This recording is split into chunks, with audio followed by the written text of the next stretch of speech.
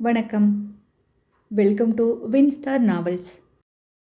ஜில்லு சுஜாதா அவர்களின் ஒரு அற்புதமான சிறுகதை. உலகத்தில் நடக்கிற போர்களை பற்றியும் அதனால் பாதிக்கப்படுற மக்களோட உணர்வுகளை பற்றியும் தன்னோட எழுத்துக்கள் மூலம் நமக்குள்ளே கடத்தியிருப்பார் சுஜாதா. இந்த கதையை நீங்களும் கேட்டு பாருங்கள். கண்டிப்பாக உங்களுக்கு இந்த கதை ரொம்ப பிடிக்கும். இப்போ வாங்க கதைக்குள்ளே போகலாம். ஜன்னலுக்கு வெளியே தொடுவானத்தில் ஒரே ஒரு மேகம் கருப்பு தீற்றலாக தெரிந்தது. ஆத்மா கதவை சாத்தினான். வரப்போகிறது தெரிந்துவிட்டது. அவர்கள் கணக்குப்படி சாயங்காலம் மழை வந்துவிடும். அதற்குள் புறப்பட்டு விட வேண்டும். திரும்பினான். நித்யா பெட்டியில் துணிகளை அடைத்து கொண்டிருந்தாள். சீக்கிரம் நித்யா, எதை எடுத்துக்கிறது எதை விடுறது? மொத்தமே 3 பேருக்கும் 8 கிலோ தான். ரொம்ப அவசியமானதை மட்டும் எடுத்துக்கோ. அவசியமானதுங்கிறது எது? அந்த கேள்விக்கு இந்த சந்தர்ப்பத்தில் மூச்சு என்பதை தவிர ஆத்மாவிடம் வேறு பதில் இல்லை. தோருவின் வால்டன் ஞாபகம் வந்தது. ஒன்றுமே தேவையில்லை தான், எல்லாமே புதிதாக அமைத்து கொள்ளலாம். ஆத்மா ஹாலை சுற்றிலும் நிதானமாக பார்த்தான். 15 வருட மன வாழ்க்கையின் சேகரிப்புகள் அவ்வப்போது. சந்தோஷம், செய்தி, அறிவு, இதம் தந்த எத்தனை ஜாமான்கள். ஸ்டீரியோவின் ஸ்பீக்கர்கள் இடம் வளமாக மௌனமாக நின்று கொண்டிருந்தன. உடன் இணைத்த கேசட், டெக் பிளேயர், ஒளிபெருக்கி, வண்ண ஜாக்கெட்டுகளில் உறைந்திருக்கும் மணிக்கணக்கான சங்கீதம். பீத்தோவன், பாக், ஹரிபிரசாத், சௌரஷ்யா எல்லாமே இப்போது தேவையில்லைதான். அருகே டைப்ரைட்டர் இருந்தது. வேண்டாம், கவிதை அடிப்பதற்கு இதுவா சமயம்? அலமாரி நிறைய புத்தகங்கள் இருந்தன. எதையாவது எடுத்து செல்லலாம். எதை? தொல்காப்பிய ஆராய்ச்சி, முக்கூடர் பள்ளு, பாண்டிய நாட்டு திருப்பதிகள், புது கவிதை 4 கட்டுரைகள், தமிழர் நாட்டுப்புற இயல் ஆய்வு, பாவையும் வாழையும், பைபிள், திருக்குறள். எதை? எல்லாமே இப்போது சப்தங்கள், வெறும் சப்தங்கள். குண்டுகள் எரிந்து, கூரைகள் எரித்து, பெண்டு பிள்ளை வயோதிகரை கொன்று குவிப்பது அன்றாட பொழுதுபோக்கு.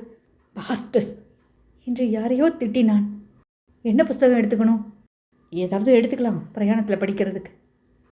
என்ன, சீக்கிரம் சொல்லுங்க. ஆத்மா மறுபடி அந்த அலமாரியை வருடினான்.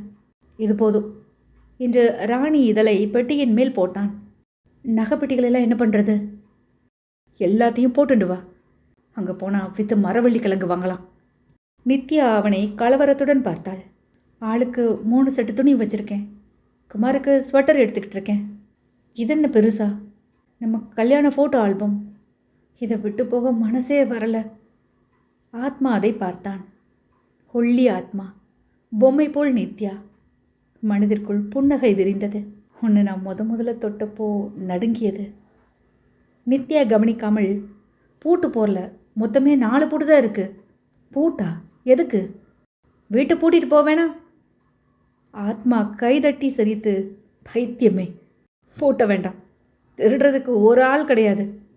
இந்த வீட்டில் இருக்கிற அத்தனையும், ஃப்ரிட்ஜு, ரேடியோ, டிவி, புஸ்தகங்கள், கித்தார், நாற்காலி, யானை பொம்மை எல்லாமே இங்கே தான், இங்கேயே தான் இருக்க போகுது. 100 வருஷம் ஆனாலும் இங்கே தான் இருக்க போகுது.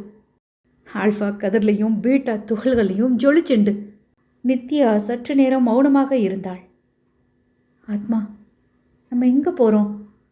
யாருக்கு தெரியும்? அரபிக்கடல்ன்றான், மினிக்காய்ங்கிறான், லட்சத்தீவுங்கிறான். காற்றுக்கு எதிர்ப்பக்கம் எங்கேயாவது கூட்டிகிட்டு போவாங்க. முதல்ல பம்பாய் போகணுமா? பம்பாயா? அசடே, பம்பாய் காணாமல் போயிடுச்சு. ஃபன்னால்ப்ஸ் ராட்சச நாய்க்குடை. இப்போ அங்கே ஒருத்தரும் இல்லை. மெட்ராஸ் போச்சு, டெல்லி போச்சு, கல்கத்தா போச்சு. நாம் ஏதோ இந்த ஊரில் மாட்டலாகி வந்து சேர்ந்தோம், தப்பிச்சோம். மழை துரத்த ஓடிக்கிட்டே இருக்கலாம். அதிர்ஷ்டம். அது அதிர்ஷ்டமா என்றாள் நித்யா. சரியான கேள்வி. பதில் தெரியல. குமார் எங்க? வெளியில் விளையாடிட்டு இருக்கான். குமார். குமார் உற்சாகத்துடன் உள்ளே வந்து, அப்பாப்பா 7 ஹெலிகாப்டர், வந்து பாரேன் என்றான். ஆத்மா மகனுடன் பால்கனிக்கு வந்தான். படபடபட என்று சிறகு சுற்றி ஸ்டெபிளைசரின் கிரீச்சிடலுடன் அந்த இயந்திர பூச்சிகள் மைதானத்தில் இறங்குவதை பார்த்தான். நித்யா, வந்துட்டாங்க, சீக்கிரம் பேக் பண்ணு. அப்பா, நம்ம ஹெலிகாப்டரில் போகிறோமா? ஆமாண்டா கண்ணு. எங்கே போகிறோம்? தூரத்துக்கு. ஸ்கூல் லீவா? இனிமேல் லீவு தான். எப்போ வருவோம்? திரும்பி வரமாட்டோம். ஏன்? ஏன்னா பாகிஸ்தானில் பாகிஸ்தான் அவளும் சைனாவும் சேர்ந்துட்டு நம்மோட சண்டை போட்டு டபால்னு நிறைய பேர் செத்து போயிட்டா. நாம் இன்னும் செத்து போகலை.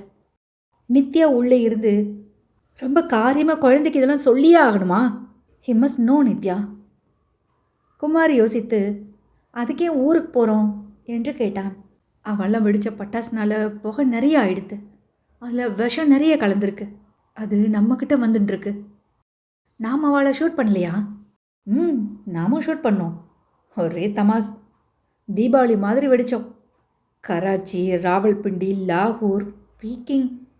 ஏன் நிறுத்திட்டோம்? பட்டாசெல்லாம் தீர்ந்து போச்சு, நிறுத்திட்டோம். ஊருக்கு போனதும் எனக்கு வாங்கித்தாப்பா. என்னது? ஆட்டம்பாம். ஆத்மா சிரித்தான். நீ தாண்டா தலைவன். குமார், உன் ஜாமாலாம் எடுத்துட்டியா? ஆச்சுமா என்று சிறிதாக தன் பள்ளி பையை காட்டினான். அதனுள் ஸ்லேட் குச்சி, ரப்பர், பம்பர கயிறு, தீப்பெட்டி லேபிள்கள், ஸ்டாம்புகள், கண்ணாடி கோலி. இவ்வளோதானா? இவ்வளோதான்ப்பா. ஜில்லுக்கும் இடம் வேணும் இல்லையா? என்னது ஜில்லுவா? தன் பெயர் உச்சரிக்கப்பட்டதை உணர்ந்து கட்டிலின் அடியில் படுத்திருந்த ஜில்லு திடீரென காதுகளை உயர்த்தி கொண்டு வெளியில் வந்து குமாரிடம் வந்து வாழையாட்டியது. ஜில்லு, ஷேக்கன். ஒரு காலை தூக்கியது. ஜில்லு, நட நட. 2 கால்களில் நின்று 4 தப்படி நடந்து காட்டியது. சின்ன நாய். பொம்மை போல் கண்ணுங்கரையில் என்று கண்களுடன் சடை சடையாக, வாசனையாக, ஒரு சந்தோஷ பந்தாக குமார் அதை துவம்சம் பண்ணினான். காதை பிடித்து இழுத்து கட்டிக்கொண்டு புரண்டு காலை வாரிவிட்டு குழந்தை செய்த அத்தனை ஹிம்சைகளையும் சட்டை செய்யாமல் அவனுடனேயே ஒட்டி கொண்டது. 2 குழந்தைகள். ஜில்லு ஜில்லு ஜில்லு. அப்பா, நம்ம ஜில்லுவையும் கூட்டிகிட்டு போகிறோம்ல? இல்லை கண்ணா, விட்டுட்டு போகிறோம். பொய். அம்மா கூட்டிகிட்டு போகலான்னு சொன்னாலே. அம்மா தான் போய் சொன்னான். இந்த பாரு குமார், அந்த ஹெலிகாப்டரில் மனுஷாளுக்கே இடம் இல்லை. ஜில்லுவை உள்ளே விட மாட்டாங்க. குமார் உடனே அழ ஆரம்பித்தான். நாயை கட்டி கொண்டான். நான் வரல. நீ வந்துதான் ஆகணும். இங்கே ஒருத்தர் இருக்க மாட்டா. நானும் ஜில்லுவும் வீட்டில் இருக்கோம். நீ போயிட்டு வா. நித்யா வந்து, என்ன சண்டை? குமார், ஏன் அழற? அப்போ ஜில்லு வேண்டாங்கிறாரு. யார் சொன்னா? ஜில்லுவை கூட்டின்னு தான் போகிறோம். நீ உள்ளே போடா கண்ணா.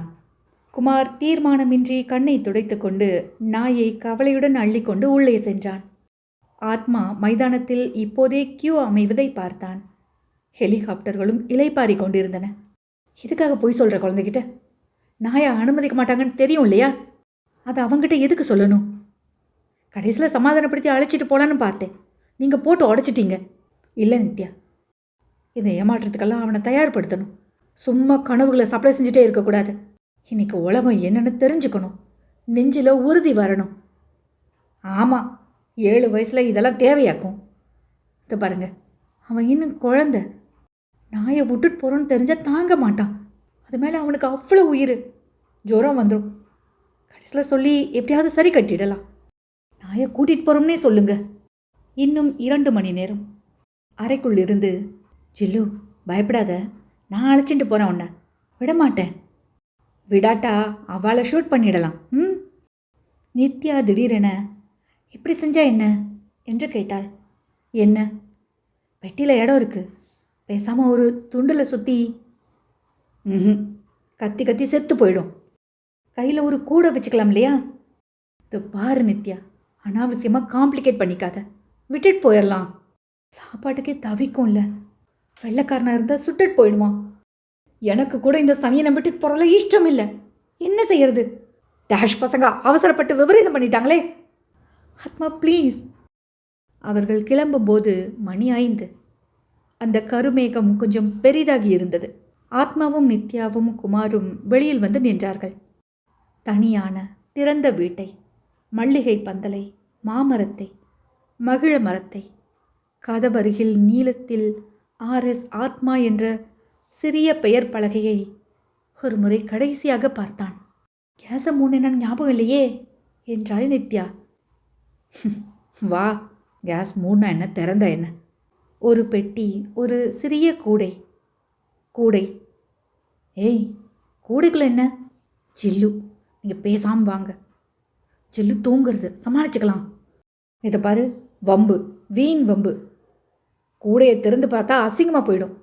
வேணா விட்டுரு என்று கூடையை பிடுங்கினான். குமார் வீறிட ஆரம்பித்தான்.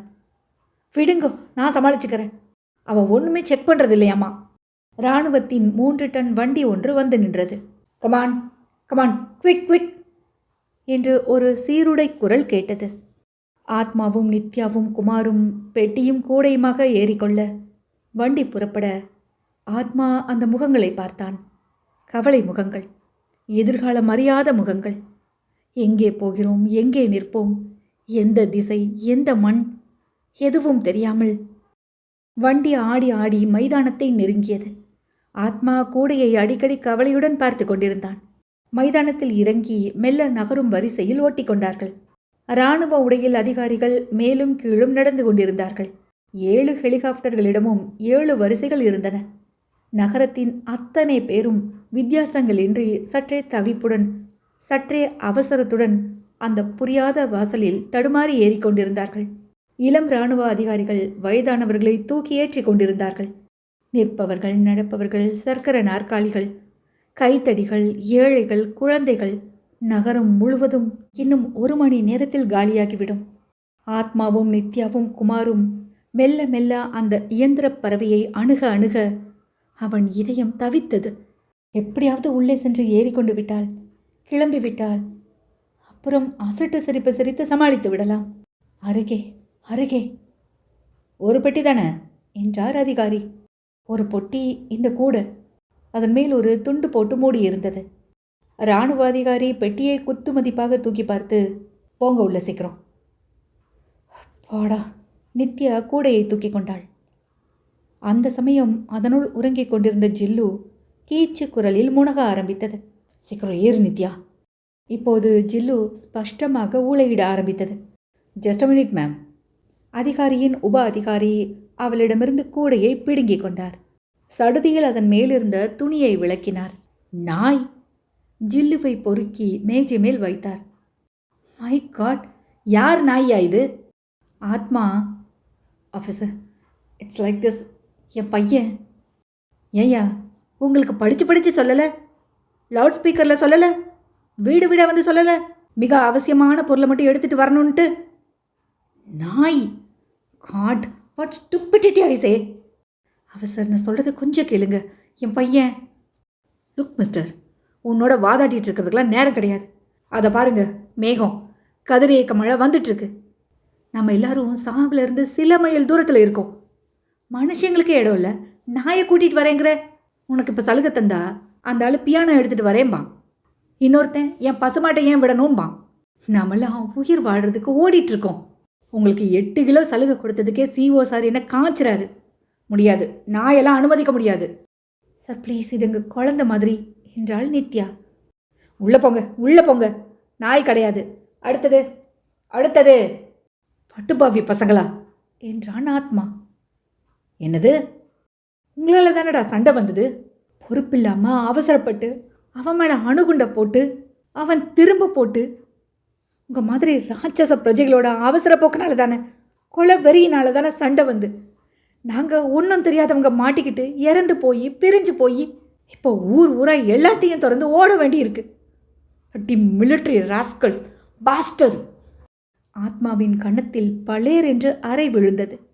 லுக் மிஸ்டர், நாங்கள் இல்லை காரணம், தலைவர்கள் தான். ஹால் ஹம்மப் ஐசே. ஆத்மா குண்டுக்கட்டாக தூக்கப்பட்டு உள்ளே திணிக்கப்பட்டான். நித்யாவும் ஏற்றப்பட்டு அவசர அவசரமாக மற்றவர்களும் ஏற்றப்பட்டு இறுதியில் இராணுவ அதிகாரிகள் ஏறிக்கொள்ள கதவு மூடப்பட்டு மண்டை சிறகுகள் சுற்ற ஆரம்பித்து சுழற்சி அதிகமாகி ஹெலிகாப்டர்கள் ஒவ்வொன்றாக சாய்வு பாதையில் உராய்ந்தன. ஆத்மா, வலிக்குதா என்று கேட்டாள் நித்யா. ஏகப்பட்ட ஜனங்கள் அடைந்திருந்தார்கள்.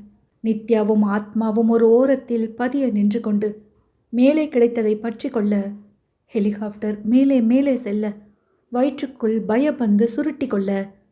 குமார், நம்ம ஊருக்கு போனதும் வேற நாய் வாங்கிக்கலாம் என்றான் ஆத்மா.